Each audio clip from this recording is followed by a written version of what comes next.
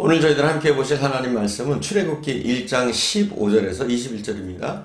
출애굽기 1장 15절에서 21절 제가 봉독해 올리겠습니다. 애굽 왕이 히브리 산파 시브라라 하는 사람과 부하라 하는 사람에게 말하여 이르되 너희는 히브리 여인을 위하여 해산을 도울 때에 그 자리를 살펴서 아들이거든 그를 죽이고 딸이거든 살려두라. 그러나 산파들이 하나님을 두려워하여 애굽 왕의 명령을 어기고 남자 아기들을 살린지라. 애굽 왕이 산파를 불러 그들에게 이르되 너희가 어찌하여 이같이 남자 아기를 살렸느냐. 산파가 바로에게 대답하되 히브리 여인은 애굽 여인과 같지 아니하고 건장하여 산파가 그들에게 이르기 전에 해산하였더이다 하며 하나님이 그 산파들에게 은혜를 베푸시니 그 백성은 번성하고 매우 강해지니라. 그 산파들은 하나님을 경외하였으므로 하나님이 그들의 집안을 흥왕하게 하신지라. 그러므로 바로가 그의 모든 백성에게 명령하여 이르되 아들이 태어나거든 너희는 그를 나일강에 던지고 딸이거든 살려두라 하였더라. 오늘 본문의 주인공은 시브라와 부하라는 사람입니다. 그저 평범한 직업을 가진 평범한 히브리 사람들이었습니다. 그런데 그들에게 엄청난 바로의 요구가 전달되었습니다. 아이를 받을 때 남자이면 죽이고 또 여자이면 그냥 살려두는 거예요. 산모가 아이가 죽어서 나오는지 살아서 나오는지 알 수 없는 그 시간에 아이를 목졸라 죽이도록 바로는 명령합니다. 이 두 여성은 바로의 요구를 거절합니다. 바로의 요구를 거절한다고 하는 것은 곧 자기 목숨을 건다는 겁니다. 자신의 소신을 위해서 그들은 목숨을 걸었습니다. 자신의 사명을 위해서 목숨을 걸었습니다. 진정한 용기를 가진 사람이 누구입니까? 저는 오늘 본문 말씀을 중심으로 어떤 사람이 진정한 용기를 가진 사람인가 말씀드리고 싶습니다. 무엇보다 진정한 용기를 가진 사람은 하나님을 경외하는 사람입니다.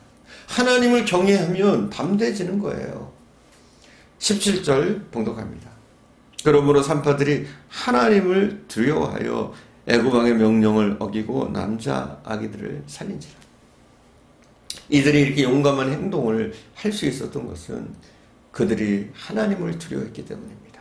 바로보다 오히려 하나님을 더 두려워했기 때문에 그들은 그 일을 할 수 있었던 겁니다. 21절에 보면 하나님을 경외하는 사람, 바로 이들이 진정한 용기를 가진 사람이라고 인정할 만합니다. 여러분, 사람도 꽤 두려운 대상입니다. 특히 바로 같은 사람 얼마나 무시무시합니까? 무시무시한 권력과 힘을 가진 사람입니다. 지금 이 산파들은 바로의 명령을 거역한다고 하면 그것은 곧 목숨을 거는 것과 목숨을 빼앗기는 것과 다를 바가 없는데도 불구하고 그들은 이 바로의 명령을 거절합니다. 이 시대는 진정한 용기를 가진 사람을 원하고 있습니다. 성경은 진정한 용기를 가진 사람은 하나님을 경외하는 사람이 진정한 용기를 가진 사람이라고 말합니다.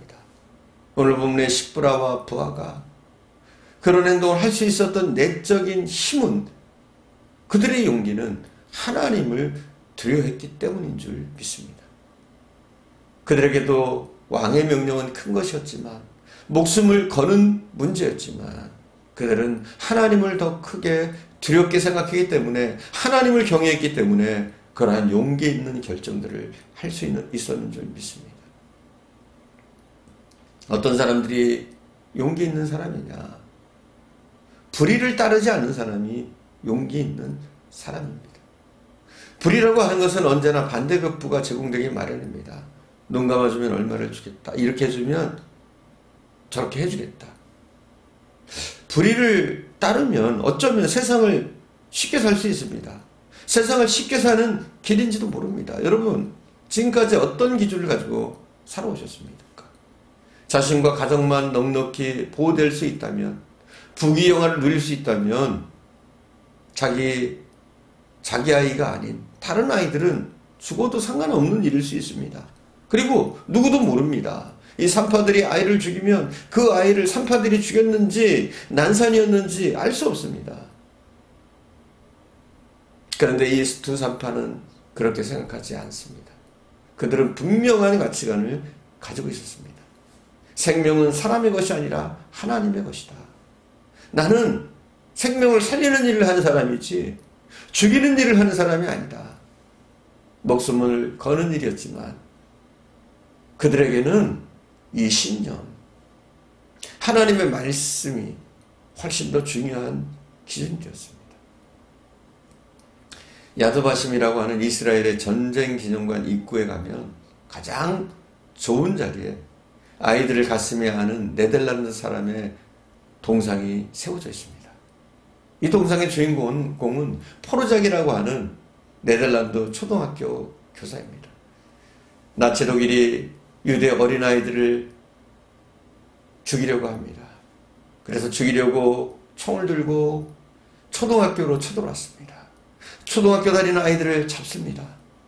포르작이 일하던 초등학교에도 어느 날 독일군이 찾아왔습니다. 그리고 유대인 아이들을 체포합니다. 그러나 교사 포르작은 아이들을 차마 떠나보낼 수가 없었습니다. 우는 아이들을 달래보고 독일군들을 만류해보지만 역부족입니다. 울고 있는 아이들의 손을 붙잡고 독일군 수송 트럭에 함께 탑니다. 체포될 이유가 전혀 없는 포르작은 아이들을 위로하기 위해서 수용소까지 함께 갑니다. 그리고 아우슈비츠 가스실까지도 아이들을 끌어안고 함께 들어갑니다. 얘들아, 두려워하지 마. 울지 마. 내가 함께 하잖아. 포르작은 아이들과 함께 가스실에서 숨을 거둡니다. 후에 이스라엘이 독립을 하고 나서 자기의 생명을 아끼지 않고 아이들을 위해서 희생했던 이 네덜란드 사람 포르작을 기리면서 가장 좋은 위치에 동상을 세우고 그 길목에 그를 기릴 수 있는 나무를 심었습니다. 옛 소련 공산당이 러시아 왕조를 무너뜨리고 공산당 정부를 만들 때에 그들에게 가장 부담스러운 존재는 하나님을 섬기는 사람들이었습니다. 한 동네에서 공산당들이 신자들을 불러 모아놓고 신앙을 포기하도록 강요를 했습니다. 공산당들이 그들에게 만약 신앙을 포기한다면 당신들에게 집을 줄 것이고 직장도 보장해주겠다 약속했습니다. 그러나 만약 이 요청을 거절한다면 이 동네의 가장 깊은 우물에 전부 빠뜨려 죽일 것이라고 협박했습니다.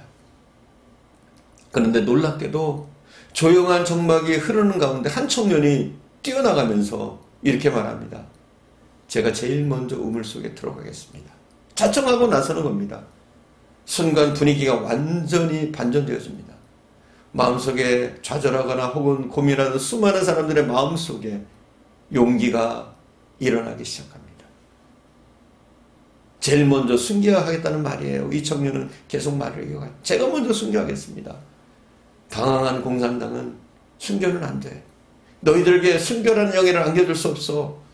청년은 순교를 원했지만 그들은 순교도 마음대로 시켜주지 않았습니다. 결국은 그들이 이긴 겁니다. 사랑하는 여러분, 육신의 유익을 위해서 얼마나 많은 경우에 우리는 불의를 알면서도 행하고 있습니까? 우리는 지금 십부라와 부하보다 훨씬 더 많은 것을 알고 훨씬 더 좋은 환경에 살고 더 많은 하나님의 말씀을 배우고 사는 사람들입니다. 그럼에도 불구하고 우리는 지금 십부라와 부하를 참으로 그리워하고 있는 그런 시대에 살고 있습니다. 십부라만한 부하만한 그런 고통과 고난이 없는데 오히려 우리는 믿음을 더욱더 잃어버리고 있습니다. 십부라와 부하와 같이 하나님을 경외함으로 불의한 요구를 믿음으로 거절하고 하나님의 뜻을 자신을 통해서 이뤄나가기를 원하는 그러한 진정한 용기를 가진 사람이 될 수 있기를 바랍니다. 오늘 본문을 보면 하나님을 경외하던 두 사람에게 하나님께서는 은혜를 베풀어 주셨다 이렇게 말씀하고 있습니다. 그렇습니다.